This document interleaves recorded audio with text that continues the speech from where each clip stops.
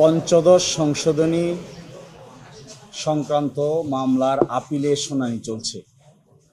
জামায়াত ইসলামীর পক্ষ থেকে আমরা আজকে আমাদের আপিলের শুনানি করেছি।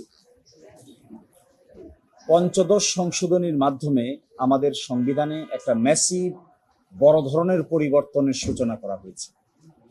এটিকে শুধুমাত্র একটা সংশোধনী বললে ভুল হবে, এটি মূলত সংবিধানকে পুনর্লিখনী করা হয়েছে।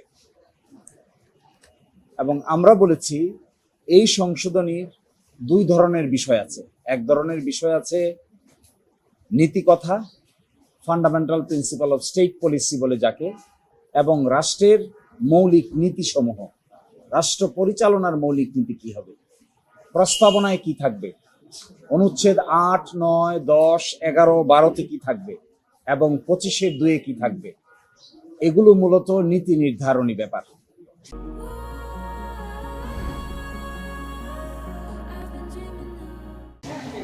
আমরা বলেছি নীতি নির্ধারণী ব্যাপার যেগুলো, সেগুলো মূলত সংসদের দায়িত্ব হলো একটা প্রপার বিতর্ক করে সাংবিধানিক বিলের মাধ্যমে কোনটা অ্যাকসেপ্ট করবে কোনটা অ্যাকসেপ্ট করবে না, এই দায় দায়িত্ব পার্লামেন্টের।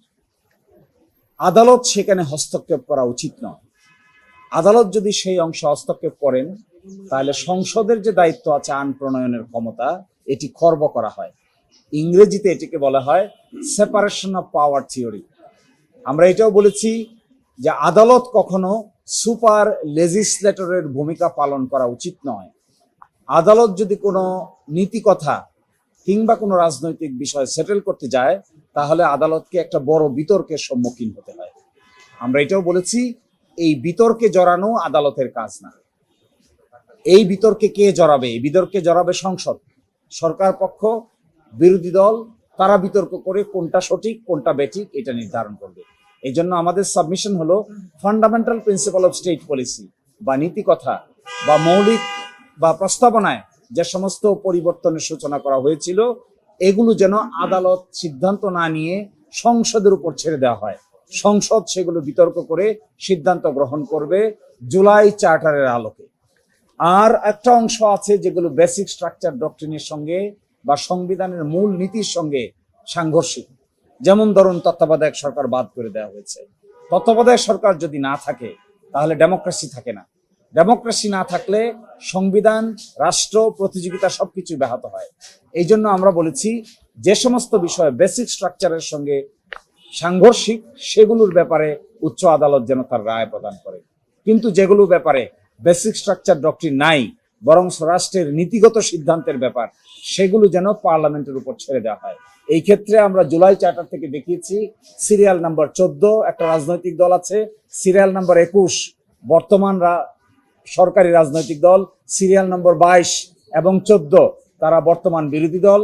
তারা যে সমস্ত বিষয়ে একমত পোষণ করেছেন জুলাই চার্টারে সেগুলো এক এক করে উল্লেখ করা আছে। সুতরাং এখন তাদের সামনে প্রশ্ন দাঁড়াবে নীতি কথাগুলো পার্লামেন্টে তাদের অতীত সিদ্ধান্তের আলোকে তারা কিভাবে গ্রহণ করবে। এটি নির্ভর করবে সংসদের পরিপূর্ণভাবে সংসদের কার্যক্রমের উপরে।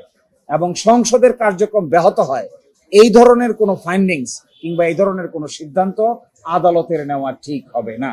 যদি আদালত এই ধরনের কোনো সিদ্ধান্ত নেন যেখানে সংসদের কার্যক্রম ব্যাহত হয় তাহলে এটাকে বলবে এনক্রোচমেন্ট অফ জুডিশিয়াল রিভিউ, অর্থাৎ বিচার বিভাগ আইনের বাইরে গিয়ে তার দায়িত্ব পালন করতে গেলে গণতন্ত্রে কিংবা রাষ্ট্রীয় সিস্টেমে 3 অর্গানের যে ব্যালেন্স, এই ব্যালেন্স বজায় রাখা সম্ভব হবে না।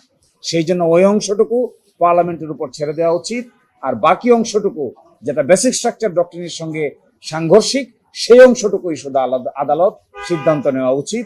এই মর্মে আমরা আমাদের বক্তব্য উপস্থাপন করেছি। আমরা এই জন্য বলেছি, আর একটু ডিটেলে যাই তাহলে বুঝতে পারবেন কেন বলেছি আমরা।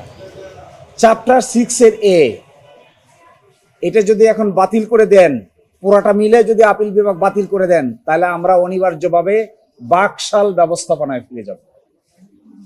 তাহলে চ্যাপ্টার 6-এর A in its entirety appeal division যদি বাদ করে দেয়, নিশ্চয়ই আমরা আমাদের বিচার বিভাগ, আমাদের দেশের জনগণ বাকশাল একদলীয় সিস্টেমে ফিরে যেতে রাজি নয়। তাহলে বাংলাদেশের ডেমোক্রেসি বলতে তার কিছু থাকবে না। এখন যদি আদালত বাদ করে দিয়ে বলেন ইয়েস আমরা বাকশাল সিস্টেমে চলে গিয়েছি। আমরা বলছি no, it is not the function of the court, it is the function of the parliament. Democracy যদি ঠিক না থাকে, 6 এর বাদ দেওয়া হয়, তাহলে আমরা যাব কোথায়? কিভাবে দেশ চলবে? ডেমোক্রেসি কিভাবে বিলিং থাকবে? এখন আমরা আর্গুমেন্ট যদি করি যে এ টু জেড যা কিছু আছে সব বাদ করে দেন, তাতে এটাও বাদ হয়ে যাবে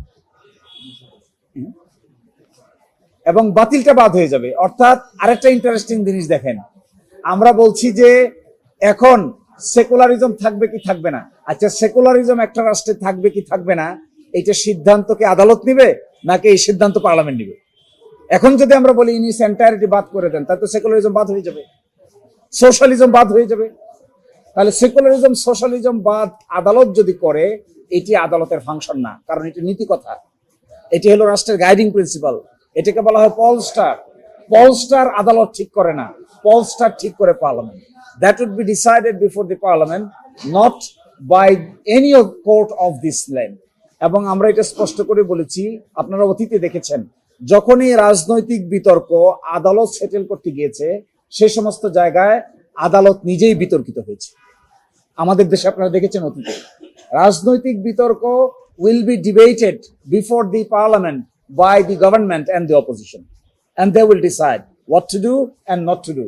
এটা যদি আমরা চার দেয়ালের মধ্যে বসে আদালতের বারান্দায় এটা সিদ্ধান্ত নিতে যাই, that will create a chaotic situation before the people. We should not do this. এই জন্য আমাদের সাবমিশন হলো in its entirety বাদ করাটা ঠিক হবে না। ততটুকু বাদ করা ঠিক হবে যতটুকু বাদ না করলে সংবিধানের মৌলিক স্তম্ভ ভঙ্গ হয়, শুধু ততটুকু। বাকিটুকু যদি বাদ করতে যান, তাহলে রাষ্ট্রের ফেব্রিক, রাষ্ট্রের নীতি প্রিন্সিপাল, প্রস্তাবনা, এই সবগুলোই আলোচনা ছাড়া আদালত বাদ করে দিলে এটাকে ইংরেজিতে বলে সুপার লেজিসলেশন। পার্লামেন্ট আছে, তার বাইরে গিয়ে আদালত নিজেই যদি আইন প্রণয়ন করে ফেলে, তাহলে পার্লামেন্টের দায়িত্বটা কোথায় থাকবে? That is what is our আমরা দিয়েছি, আমরা দুভাগে ভাগ করে দিয়েছি। এক ভাগে আমরা দেখিয়েছি যেগুলো নীতি এবং পদ্ধতির কথা। আমরা বলেছি এই নীতি পদ্ধতিগুলো অবশ্যই, যার সংখ্যা প্রায় 41টা, এই 41টা নীতি পদ্ধতি বাদ করা ঠিক হবে, হাত দেওয়া ঠিক হবে না। বাদ দিবে কি দিবে না এটা ডিসাইড করবে পার্লামেন্ট। আর এর বাইরে আছে আরো প্রায় 21টি। এই 21টি আমরা বলেছি এগুলোর সঙ্গে তত্ত্বাবধায়ক সরকার ব্যবস্থাপনার ভবিষ্যৎ নির্ধারণ করে।